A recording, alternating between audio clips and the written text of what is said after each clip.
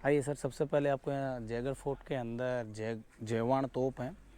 तोप से पहले हम आपकी इस किले की हिस्ट्री बताना चाहेंगे, लेकिन थोड़ा सा अपन साइड में आएंगे तो डिस्टर्ब नहीं होंगे और आपको हिस्ट्री में थोड़ा मज़ा आएगा सुनने में और हमें बताने में भी।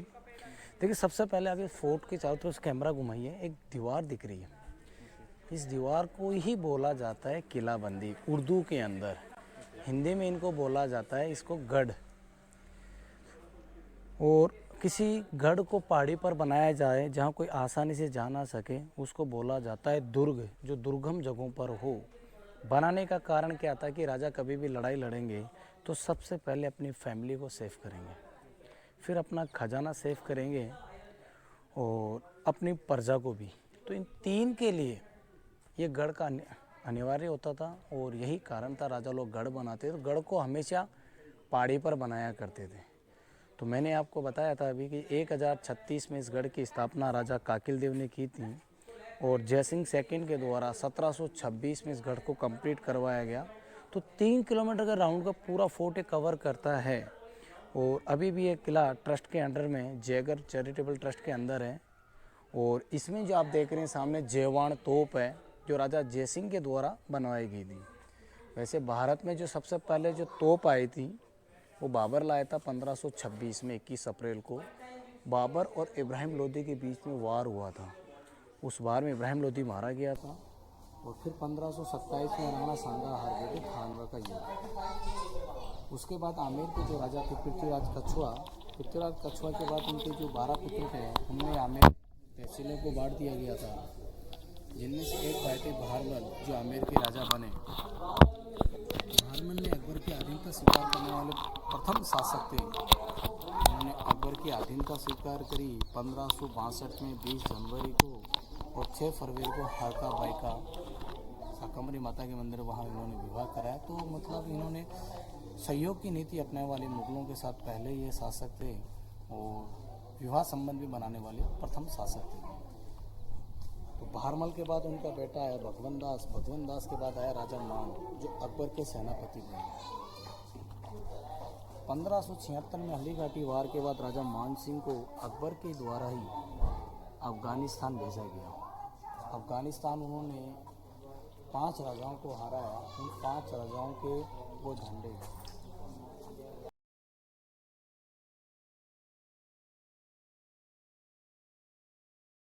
कैसे 5 रंगी झंडों में राजा मान सिंह ने 5 रियासत को हराया था। उन रियासतों को फ्लैग को मिला के अपना 5 रंग का झंडा बनाया, तब से 5 रंग का झंडा है। और वहीं से तोप बनाने की तकनीक लाई गई और इस किले में तोपें बनाना प्रारंभ किया राजा मान सिंह प्रथम ने। तो मान सिंह के बाद में राजा भाव सिंह आए, भाव सिंह के बाद मिर्जा जयसिंह प्रथम, जयसिंह के बाद में राम सिंह का राजा बिशन सिंह के बाद में फिर एक और राजा है जयसिंह नाम के, जिसको जयसिंह द्वितीय के नाम से जाना जाता है। जब बादशाह था औरंगजेब, तो जयसिंह को एक उपाधि दी थी औरंगजेब ने, 1.25 गुना अधिक बुद्धिमानी, यानी कि चाणक्य की उपाधि दी गई थी। तो इनके नाम के आगे सवाई लगता है। और एक बार फिर से झंडे के ऊपर आप देखेंगे एक ही झंडा है।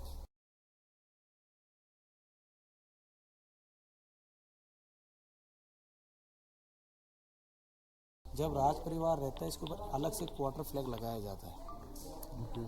जैसे जयपुर में हो तो क्वार्टर फ्लैग लग जाएगा और जैसे जयपुर से बाहर चले जाएंगे क्वार्टर फ्लैग को हटा देंगे। अभी छोटा झंडा नहीं है, इसका मतलब जयपुर का राजा नहीं है। तो जयसिंह के द्वारा बैरल बनाई गई थी, 20 फीट इसकी लंबाई है। अष्ट धातु को पिघलाकर बनाया गया बैरल है। हिंदू शैली और मुस्लिम शैली की नक्काशी देखने को मिलेगी आपको। 1720 में बनाने के बाद 1722 में से टेस्टिंग के लिए चलाया गया था। तो इसमें एक बार 100 किलो तो बारूद भरा गया और 50 किलो का गोला। तो बारूद का प्रेशर इतना तेज हुआ कि गोला यहाँ से 22 मील दूर जाके गिरा चाकसू गांव में। बाई रोड अगर आप जाते तो 55 किलोमीटर, बाई एयर अगर आप जाते तो 35 किलोमीटर दूर जाके गोला गिरा। एक ही बार चलाया गया था। कहा जाता है उस समय इस तोप को जब चलाया गया था इतना तेज धमाका हुआ कि लोगों के कान के पर्दे फट गए। इसलिए इस तोप को दोबारा नहीं चलाया गया। ये जो व्हील देख रहे हैं प्रथम व्हील आगे वाला, इसकी हाइट है 9 फीट है, पीछे वाली व्हील की हाइट 4 फीट है। ये गाड़ी लोहे की है, जिस गाड़ी को ऊपर अलग अलग पार्ट्स में लाया गया और फिर यहाँ लाकर जोड़ा गया। तो पहियों पर की सबसे बड़ी तोप है और इसे घुमाने के लिए 4 हाथी लगते थे। ये हुक देखेंगे आप, इधर सामने हुक नज़र आ रहे हैं, 2 हुक पीछे हैं और 2 हुक आगे हैं, जिनके 4 हाथी लगाकर इस तोप को घुमाया जा सके। और तोप को हाइट रखने का कारण भी यही था, अगर कोई हमला करे तो इसका इस्तेमाल किया जा सके। थोड़ा सेकंड बैक फुट आए, वापस पीछे आए, तो बैरल को अप डाउन करना हो या गोले को आगे पीछे गिराना हो तो एक जैक है जिसे घुमाने से बैरल अप डाउन करती है, जिसे गोले को आगे पीछे गिरा सकते हैं।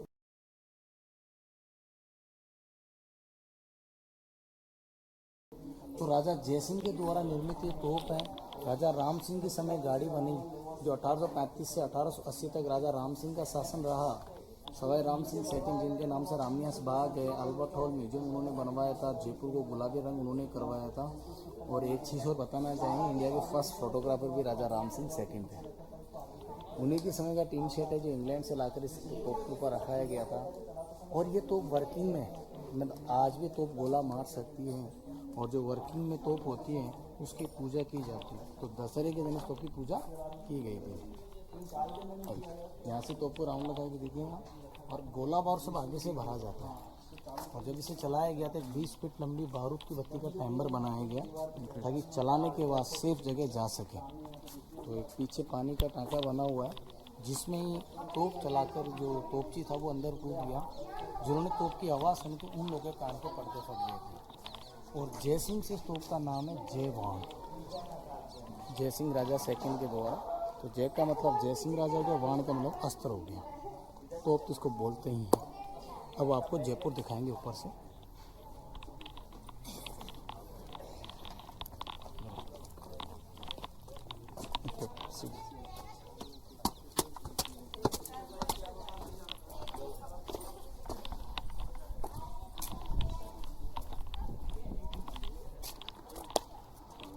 जयपुर का वास्तविक नाम है जयनगर, जिसको बाद में जयपुर बोला जाता है। जिसकी स्थापना 1727 में 18 नवंबर को की गई थी। सर जयपुर शहर की साइड में 3 साइड से अरावली पहाड़ी से घिरा हुआ है।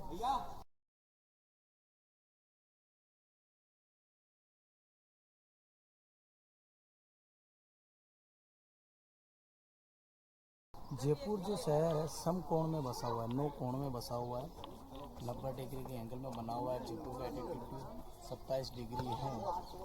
जयपुर भारत का नहीं, एशिया का पहला प्लान सिटी है। भारत का पेरिस भी कहा जाता है। राजस्थान का दूसरा काशी बोला जाता है। दूसरा वृंदावन भी बोला जाता है, क्योंकि गोविंद देव जी के मंदिर यहीं पर है, सिटी पैलेस के पास में। जयपुर शहर को 1876 में प्रिंस अल्बर्ट के आगमन पर, जब वो जयपुर आए थे तो उनके स्वागत के लिए राम सिंह ने पूरे शहर को गुलाबी रंग से रंगवाया। तो जयपुर को गुलाबी नगरी भी कहा जाता है। वैसे जयपुर को रत्ना नगरी भी कहा जाता है, जिसमें पन्ना के लिए जयपुर स्पेशल, इसलिए पन्ना नगरी भी बोला जाता है। पानी के अंदर यहाँ से आपको नज़र आ रहा है जल महल, जो प्रताप सिंह ने बनाया था गर्मी में रहने के लिए महल। जैसे गर्मी में घूमने के हिसाब से। लेक का नाम है मानसागर। जिस रोड से आप आए, रोड एयरफोर्स वन में बना है रडार लगाने के लिए। 1970 में यहाँ सामने वो रडार लगे हुए हैं सर ऊपर, इंडियन एयरफोर्स के रडार है, उसका जूमिंग निकला है। ये वाटर कैनाल है। ये कैनाल यहाँ से 5 किलोमीटर दूर तक बनाई हुई है। इस कैनाल पर जितना बारिश का पानी गिरता है वो सारा पानी किले के अंदर आता है। तो 5 किलोमीटर दूर का पानी इकट्ठा करके लाती है सर ये नहर, क्योंकि बारिश का पानी ही पीने काम में लिया जाता था। तो जैसे अभी बारिश होगी तो अभी हरियाली है तो साफ़ पानी आएगा, लेकिन जब हरियाली नहीं होता, सूखा होता है, तब पानी गंदा आता है। लेकिन वो पानी रहता है, वो पानी में इमरजेंसी में काम आ सकता है। क्योंकि अगर कोई भी हमला करता था उस टाइम, तो डायरेक्ट फोर्ट पर हमला नहीं करते थे, पहले उस एरिए की घेराबंदी करते थे, सप्लाई काटते थे। तो जितना हो सके उतना बारिश को पानी को ये सजा के रखते थे ताकि संकट कभी आए तो पीने के काम में लिया जा सके। आज भी ये नहर वर्किंग में है। इस किले में यही पानी पीने के काम में लिया जाता है। तो इसको में जो मिट्टी आती है उसे एक रोकने का एक सिस्टम बना हुआ है जो राजा मानसिंह प्रथम के समय से बना हुआ है। आइए वो दिखाते हैं। यहाँ थोड़ा स्टेप बनाया हुआ है इसको नाली को, ताकि मिट्टी हो वो नीचे रह जाए और पानी होगा भरने के बाद फिर आगे जाएगा। लेकिन मैंने जैसे अभी आपको बताया था कि पहले सीजन में काफ़ी गंदा पानी आता है, उसे रोकने के लिए वो एक टनल बना हुआ है जो आप इधर आएंगे यहाँ से देखेंगे वो टनल, वो जो टनल के यहाँ एक लोहे का गेट लगा देते हैं।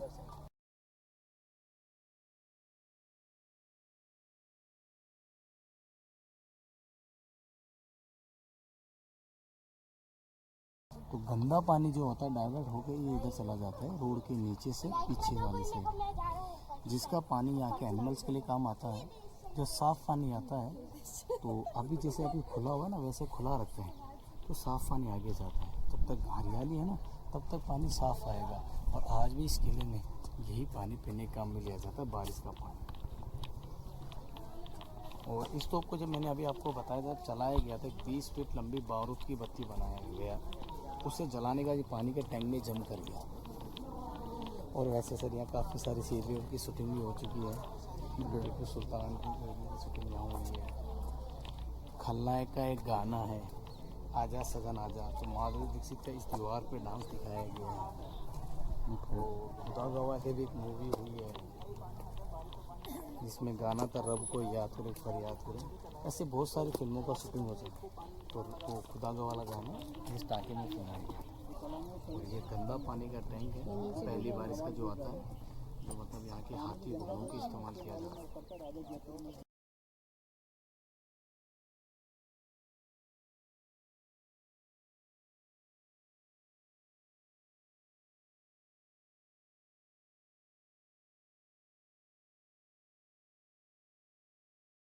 और जहाँ झंडा लगा हुआ है बुर्ज है, दुश्मन को देखने के लिए बनाया गया। उस समय का वॉच टावर हुआ करता था। ये सब फायरिंग करने के लिए बनाए गए। खिड़कियाँ एक दीवार में और साइड में जो रूम बने हैं ये हथियार रखने के लिए।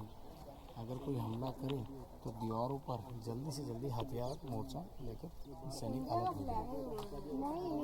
अब इधर दूसरी बहुत बड़ी दीवार है जयपुर में,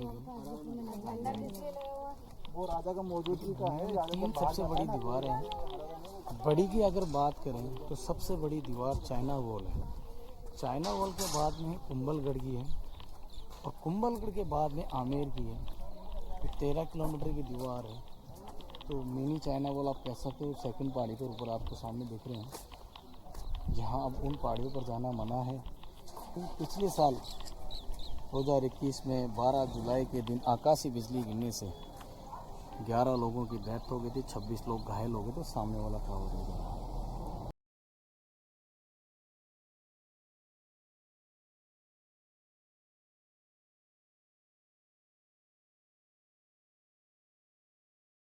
उसके बाद उस टावर पर जाना बंद कर दिया गया। व्यू पॉइंट था वो। और पुरानी दीवार की अगर बात करें, दुनिया की सबसे बड़ी पुरानी जो दीवार है वो कुंभलगढ़ की है। चाइना वॉल बड़ी तो है लेकिन वो बाद में बनी। सबसे पहले दीवार थी कुंभलगढ़ की। और ये अरावली हिल्स है। और जयपुर में जो लैंग्वेज बोली जाती है ढूंढाड़ी बोली जाती है, क्योंकि प्राचीन टाइम में यहाँ पर ढूंढ नाम की एक नदी बहती थी जिसके किनारे बसा हुआ एक प्रदेश था जिसे ढूंढाड़ कहा जाता था। तो इधर आपको माउंटेन लेक भी दिखेगा। अगला पॉइंट अपन वाटर टैंक देखेंगे जहाँ इकट्ठा होता था, उसके लिए अपनी गाड़ी से चलेंगे। थोड़ी देर बाहर से व्यू देना, थोड़ा व्यू दिखा दिया। तोप जहाँ से छोटी तोप को फायर करने का बना है।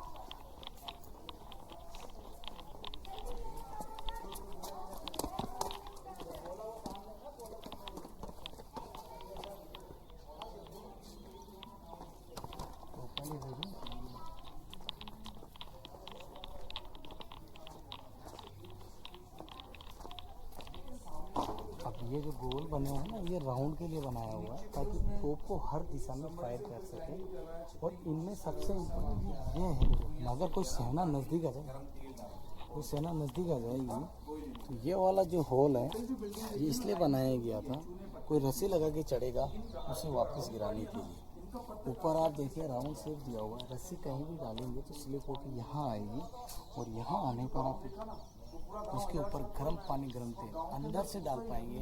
अगर आप ऊपर चढ़ के मारोगे ना तो आपको उसको नीचे से कवर फायर मिलेगा, टारगेट कर लेगा, लेकिन आप वहाँ से गर्म तेल डाल के उसको वापस गिरा सकते हैं। और तो एक एक गोली बहुत महत्वपूर्ण होता था, दुश्मन के ऊपर सटीक निशाना लगा सके। ये भी होता था सामने वाले का फायर आपको ना लगे, तो इसको आगे से छोटा बनाया गया, पीछे से बड़ा।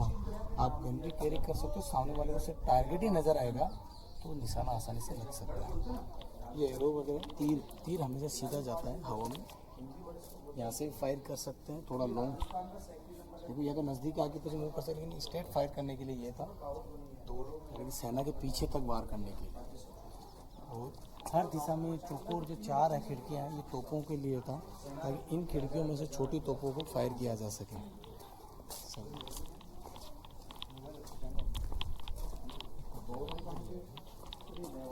और इसी के नीचे काफ़ी प्राचीन से माता का मंदिर है, मनसा माता का मंदिर नीचे आपको दिख रहे हैं, जिसका मंदिर का मूर्ति तो पुराने निर्माण राजा मानसिंह के द्वारा किया गया है। नीचे मनसा माता मंदिर है।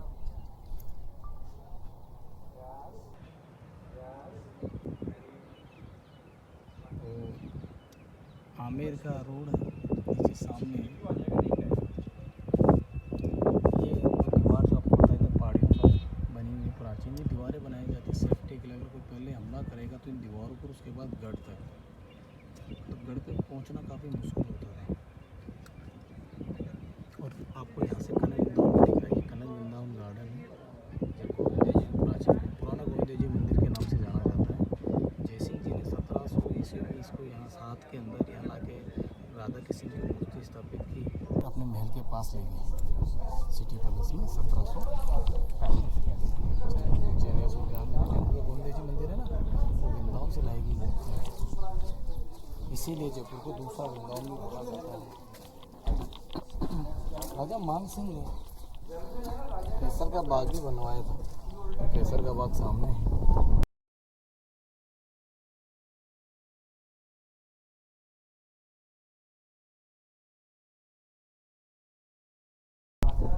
धूप में भी इतना सर्दी में भी धूप तेज रहता तो केसर सक्सेसफुल है। वहाँ पर अब आजकल लाइट एंड साउंड शो होता है। और ये माउठा लेक है जो राजा मानसिंह के समय की बनी हुई लेक है।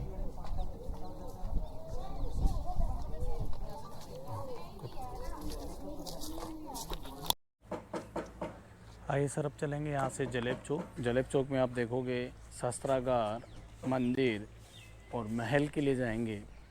तो जलेब चौक उसको बोलते हैं जहाँ सेना रहा करती थी, तो सेना के रहने वाले विश्राम कक्ष को जलेब चौक कहा करते थे। जहाँ आप शस्त्रागार बना हुआ है जिसमें आप बड़ी तोप का गोला भी देखेंगे, ऊपर जेवान तोप देखी। तो शुरुआत इधर से करेंगे शस्त्रागार से, फिर इसके बाद महल चलेंगे। शस्त्रागार में अस्त्र शस्त्र जो रखे हुए हैं वो सेना के हैं, जिन्हें लड़ाइयों में इस्तेमाल किया हुआ है।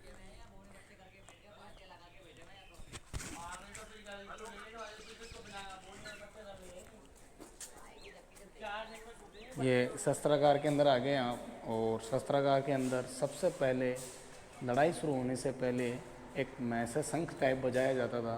तो यहाँ पर वो बाकी है, मतलब जब लड़ाई प्रारंभ करना हो तो इसका साउंड का इस्तेमाल करते थे, और रोकना हो तो इसका साउंड नीचे वाले का धोसा, कि इनके साउंड ही काफ़ी दूर तक जाता था। और उस समय का दूरभाष यंत्र का काम करता था ये तोप सहित गाड़ी है, जिसे 2 बल्ले द्वारा खींच के लड़ाई में लेके जाते थे। नीचे तोप रखी है, 2 पहिए और ऐड करेंगे, फिर इसका स्टैंड लगाएंगे और बैलों द्वारा खींच के लड़ाई में लेके जाएंगे। सामने पिस्टल्स हैं जिन्हें एक बार फायर करने के लिए एक गोली, दोबारा फायर करने के लिए दूसरी गोली लोड करना पड़ता है, जो 18 सेंचुरी की है। सेना जब वार में जाती है तो सबसे पहले खुद की सेफ्टी करती है। सेफ्टी करने के लिए कवच पहना जाता है, ढाल पहना जाता है। तो ये सिर का कवच है, ये आगे का स्लेट है, ये पीछे का स्लेट है, बाजू बंद है, साइड में हाथ में रखने वाले कटर हैं और हेलमेट है। इनको पहनने से पहले मंत्रों का उच्चारण करते थे और कवच पहना करते थे। कवच आगे है।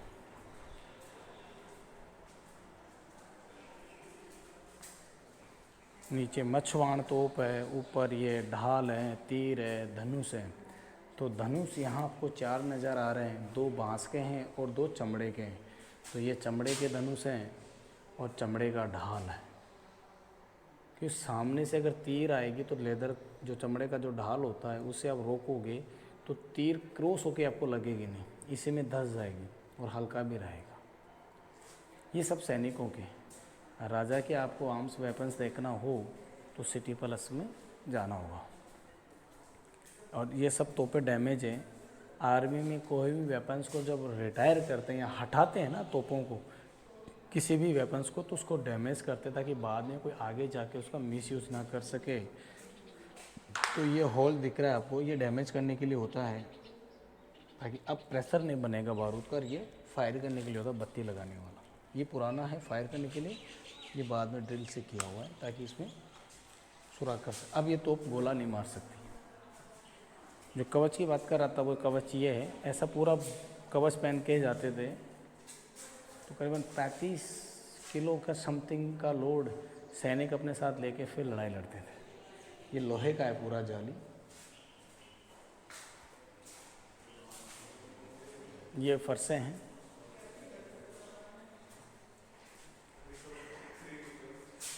ये कारखाने का नक्शे का मॉडल है।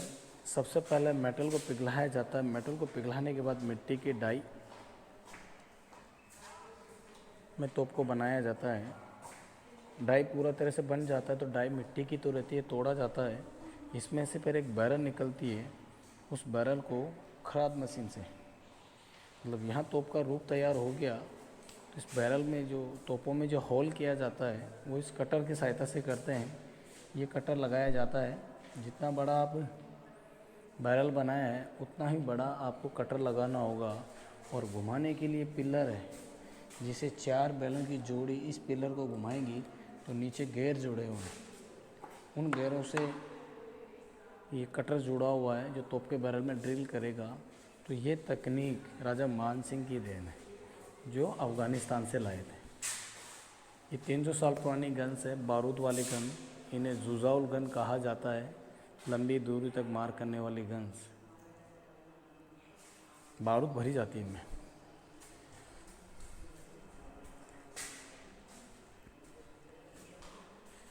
यह हल्की गन्स है जो शिकार के लिए इस्तेमाल करते थे।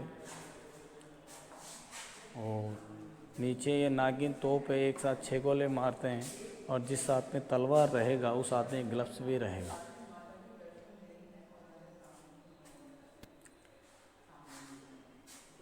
और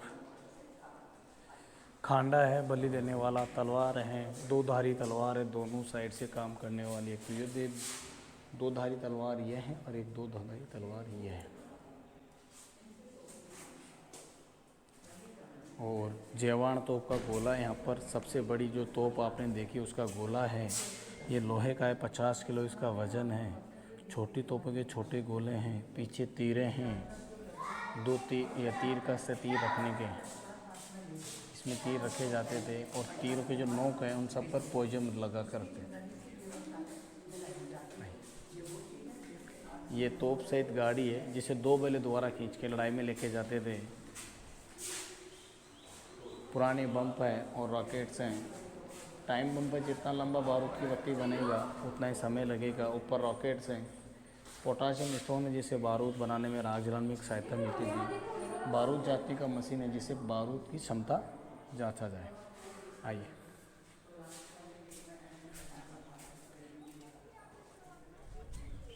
इधर मंदिर है श्री रामा हरिहर जी का, काल भैरव जी का। सामने महल है। ये आप महल चलिए। महल के अंदर आप सबसे पहले दीवान आम जाएंगे। दीवान आम जो था वो गाँव पर बैठने के स्थान था जहाँ लड़ाई की प्लानिंग करते थे। और अच्छी प्लानिंग वहाँ जीतने के चांसेस ज़्यादा हैं। तो प्लानिंग के लिए एक नक्शा होना ज़रूरी है। दीवार में वहाँ स्पेस दिया हुआ है नक्शा लगाने के लिए, ताकि सोल्जर्स को अच्छे से प्लानिंग करके हमला करने में आसानी रहे। पुराना साइज सामान रखा हो जिसमें हाथ से चलाए जाने वाले कूलर हैं, हाथी की पीठ के होदे हैं, नगाड़े हैं। तो कूलर है जो हाथ से चलाया करते थे, और ऊपर इसमें दो कूलरों के ऊपर, दोनों के ऊपर टैंक भी रखा हुआ है जिससे पानी साइडों से गिरता था। और दोनों कूलर लकड़ी के बने हुए हैं, साइड से पैडल को चलाते थे।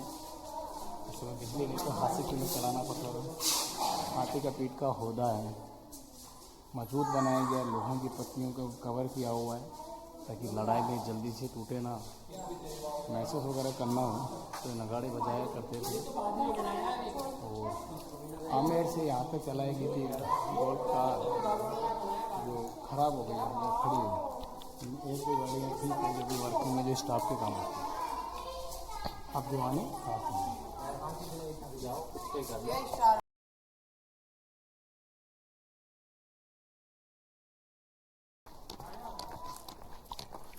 ये तो हो गया आपका दीवानी आम। और अब है इस गेट से ही दीवानी खास, जिसे बोला जाता है खिलवती निवास। सेना के जो नायक होते थे उनसे मीटिंग करने का, उनसे मंत्रणा करने का स्थान था। 3 दरवाजे बांध के बनाए गए, तो इसे बोला जाता है खिलवती निवास। अब आपके आगे है राजाओं का निवास स्थान लक्ष्मी विलास। महलों का रास्ता घुमावदार बनाया गया ताकि बाहर से कोई व्यक्ति अंदर जाए तो उसकी पैरों की आहट उससे पहले आगे जाए। और दुश्मन अगर गेट तोड़ेगा तो पीछे दीवार है तो उसको समय लगेगा तोड़ने में, क्योंकि ज़्यादा फोर्स नहीं लगा पाएगा।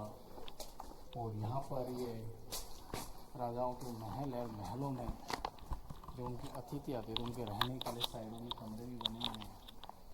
5 इधर है, 5 उस साइड में है, और बीच में राजा का निवास स्थान था जहाँ दरबार लगता था। दरबार के समय नीचे गद्दों पर राजा नीचे बैठा करते थे, और घरों को में रानियाँ बैठा करती थी। रानियों को लाने ले जाने के लिए पालकियाँ थी, सामने जो आप देख रहे हैं।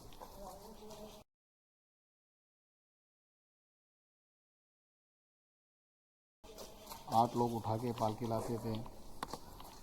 और इसमें जो आप महल में जो आप नक्काशी पेंटिंग्स देख रहे हैं, ये पुरानी रियल और स्टोन कलर से बनाई गई पेंटिंग्स है।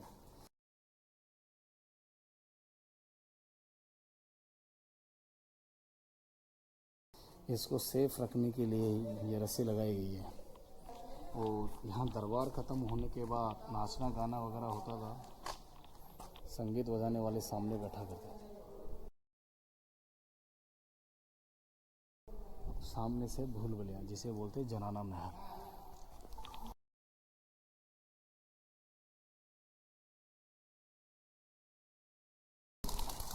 भूल भुलैया बनाया जाता है महलों में ताकि कोई आसानी से अंदर ना जा सके।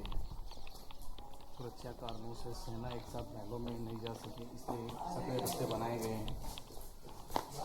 और सबसे पहले यहाँ देखेंगे जो एक मनोरंजन का साधन था उस समय।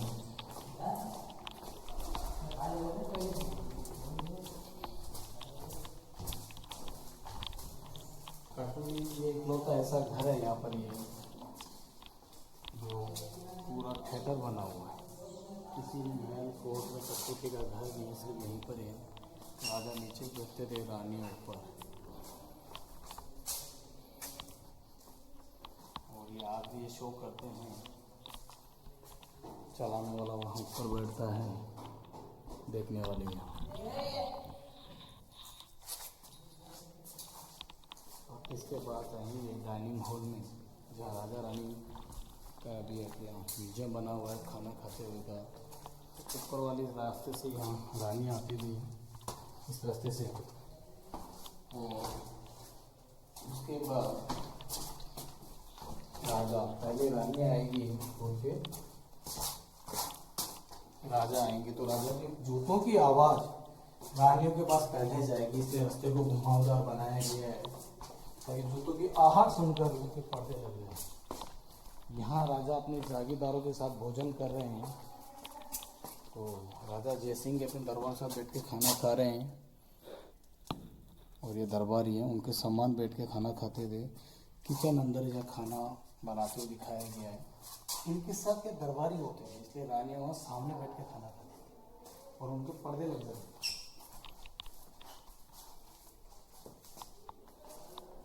चूल्हे पे खाना बनता था उस समय, इधर नॉनवेज बनता था और इधर इस बाएं तरफ में वेज बनता था।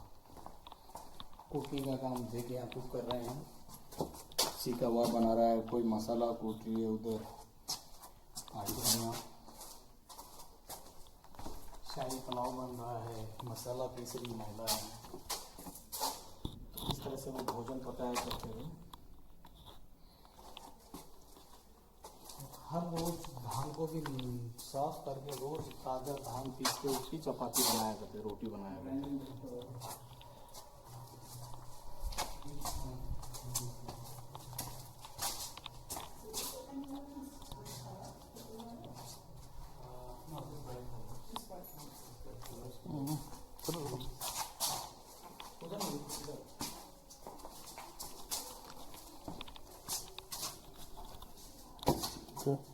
ये धान साफ करते हुए का है, एवरीडे रोज फ्रेश धान को साफ करते रोज, मतलब ये क्रिया रोज चला करती थी, ताज़ा आटे का रोटी बनाना।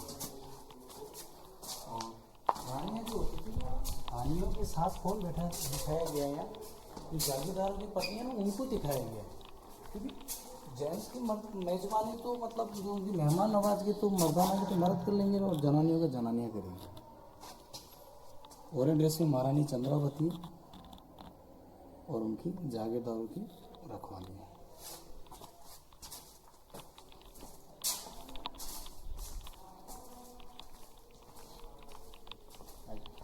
अब राजा की निवास स्थान में जो है महल,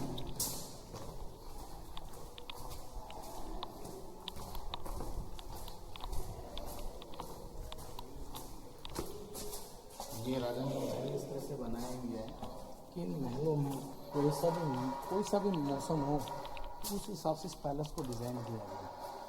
सर्दी में सर्दी के हिसाब से बनाया गया, गर्मी में गर्मी के हिसाब से बनाया गया, बारिश का लुक लेने के लिए बारिश का। तो कौन सा महल कब काम आता है, ये सामने वाला जो महल है, जब बारिश होगी तो सामने वाले पार्ट में रहेगी, ऊपर मिडिल में चलो। और इधर जो है जालियाँ अंदर नज़र आ रही है आपको, वो गर्मियों के लिए था और इधर सर्दी के लिए था। और खुले में बैठना हो तो बाहर झरोखे बने हुए, और महलों में हवा रोशनी रहे इसलिए पैलेस के आगे ऐसा खुला बनाते थे कि उस समय लाइट तो होती नहीं थी, तो महलों में ऐसे कुदरती तरीके से हवा और रोशनी के लिए पैलेस के आगे खुला रखते।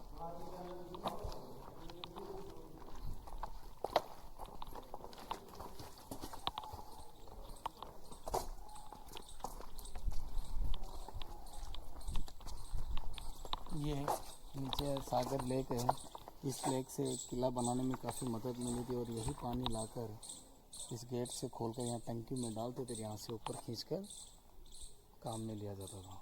उस टाइम पानी ऐसे लाते थे ऊँट गाड़ी बैलगाड़ी से। और एक यहाँ सीरियल का शूटिंग हुआ था अकबर द ग्रेट का, उस समय का बना हुआ है ये सेट।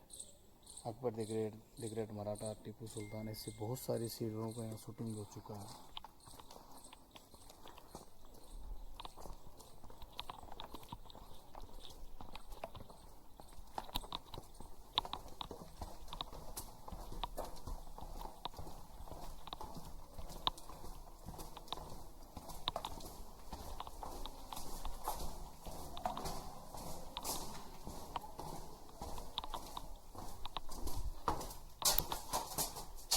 उस समय के वॉशरूम थे, शौचालय राजाओं के टाइम में भी शौचालय महलों में हुआ करते थे।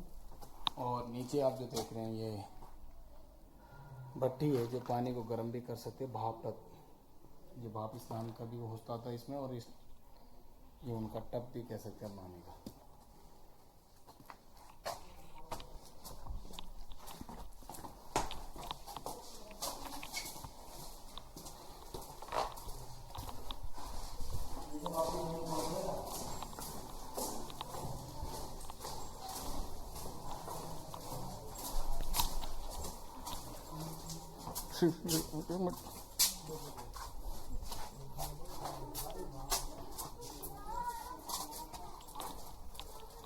चलो चलो।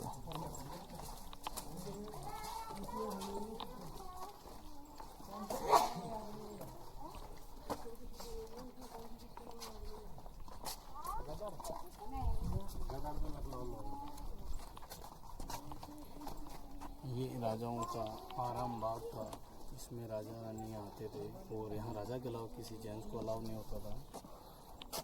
आराम मंदिर है यानी कि महल, ऐसे इसको रंग महलों के नाम से भी जाना जाता था। 3 दरवाजे घुम्मत बाद में बनाया गया है। मुग़ल शैली का डिज़ाइन 1940 में राजा मान सिंह द्वितीय के द्वारा किया गया था। गोल घुम्मत वगैरह, बाकी पूरा जो फोर्ट है इसका किला हिंदू पे बना हुआ है, हिंदू शैली पे बना हो गया महल है। और यह आज भी वैसा कि वैसा ओरिजिनल है। इसका जो चूना है, जितना डैमेज हुआ है ना उतने को ही रिपेयर किया गया, बाकी सब रियल है इसमें। और चूने में गुड़ गोंद चिकनी मिट्टी, और रिपेयरिंग जब करते हैं तो इसका पुराना ही जो चूना होता है वही तरीका इस्तेमाल करके इसको रिपेयर किया जाता है। अब यहाँ काफ़ी सारी फिल्मों का शूटिंग भी हो चुका है। हमराज, अजनबी, तलाश, बाजीराव मस्तानी, अजनबी, लाल बादशाह, इन सब का शूटिंग हो चुका है यहाँ पर।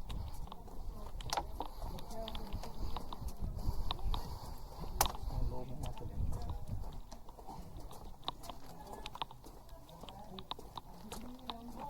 दिखा दो, एक शॉट दिखा दो, बस एक शॉट दिखा दो।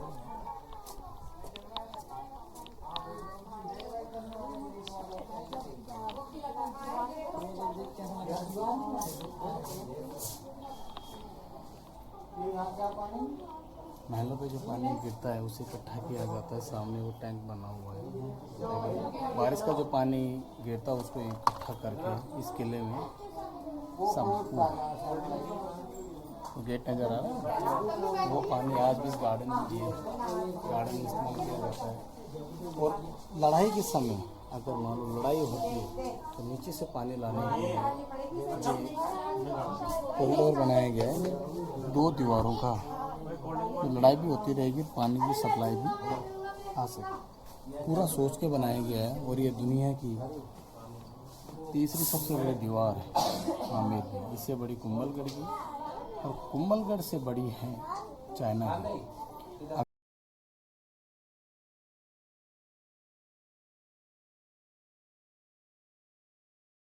अगर पुरानी की बात करें तो सबसे पुरानी दीवार कुंभलगढ़।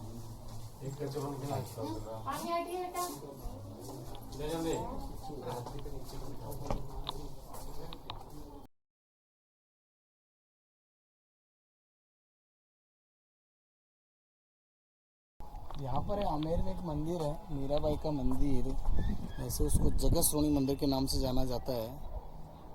बंगाल अभियान में जब राजा मान सिंह गए थे, उनका बेटा शहीद हो गया था महाराजा जगत सिंह, जिनके नाम से जगत श्रोणी मंदिर दिखाई एक बार इधर कैमरा।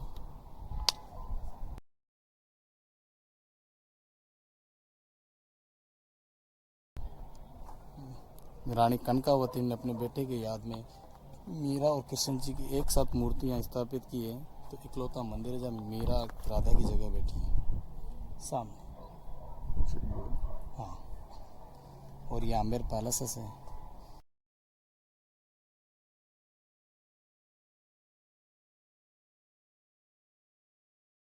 जिसका निर्माण राजा मान सिंह के द्वारा किया गया था 1589 में। उस टाइम वो अकबर के सेनापति थे।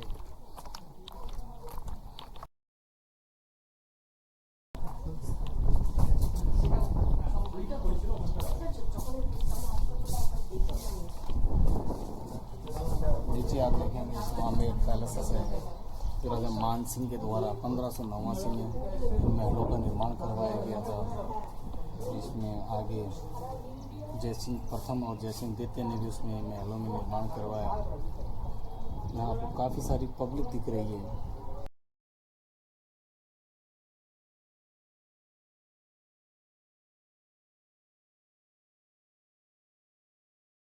वहाँ पर दीवानी खास है जिसमें शीश महल जिसे कहा जाता है, बेल्जियम ग्लासेस से राजा जयसिंह ने 1727 में जयपुर नगर से बसाने से पहले इस शीश महल का निर्माण करवाया था।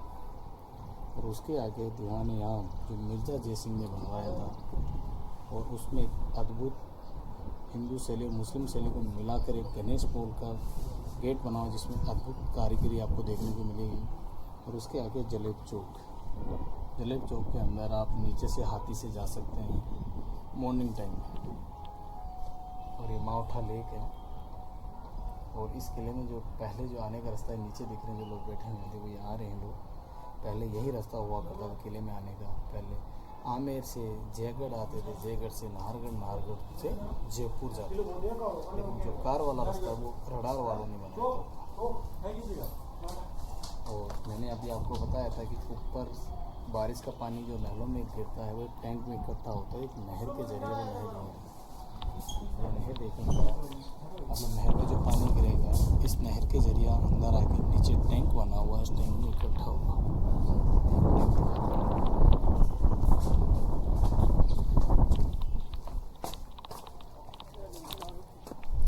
ये टैंक बना हुआ है पानी का। और देखिए इसमें जगह जगह छोटे छोटे पानी के रोकने के लिए, स्टोर करने के लिए छोटे छोटे टैंक बने हुए हैं। उनमें से पानी आगे बढ़ के फिर बड़े टैंक में जाता है। छोटे वाले जगह में मिट्टी जम जाती है और पानी आगे जाता है। और आज भी नहर वर्किंग में और ये टैंकों का इस्तेमाल किया जाता है किले के अंदर।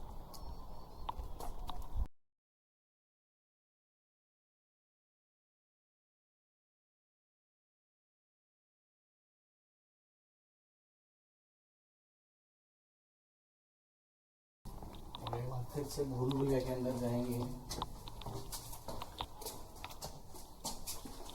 और यहाँ आपको काफ़ी सारी मैप के अंदर अंधेरा होने के कारण, ठंडा होने के कारण काफ़ी सारी चमकादड़ नजर आएंगे।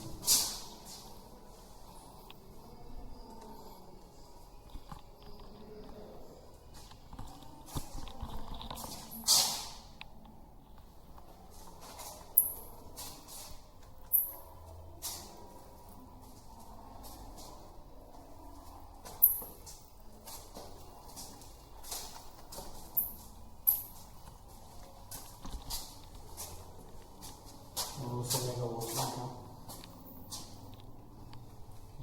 जलानियों का वॉशरूम था उस टाइम की लेडीज़ का।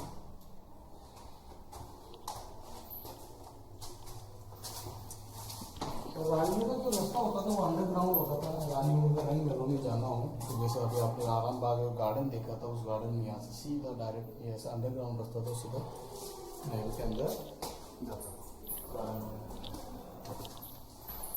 ये किले का सबसे पुराना महल है, विलास महल। ये स्पेशल गर्मी के लिए बनाया गया था क्योंकि राजस्थान में गर्मियाँ बहुत होती है, तो गर्मी के हिसाब से महल बनाया गया है एकदम खुला, जिससे हवा दोनों तरफ से जा रही है, दोनों तरफ से हवा पास होगी तो महल में आपको गर्मी नहीं लगेगी। और इन महलों की खासियत ये भी है, अगर हवा को आप रोक देते हैं सर्दी में तो महल बाहर का, जैसे मान लो सर्दी का मौसम है तो महल ये गर्म रहेंगे और गर्मी के मौसम में ठंडे रहते हैं।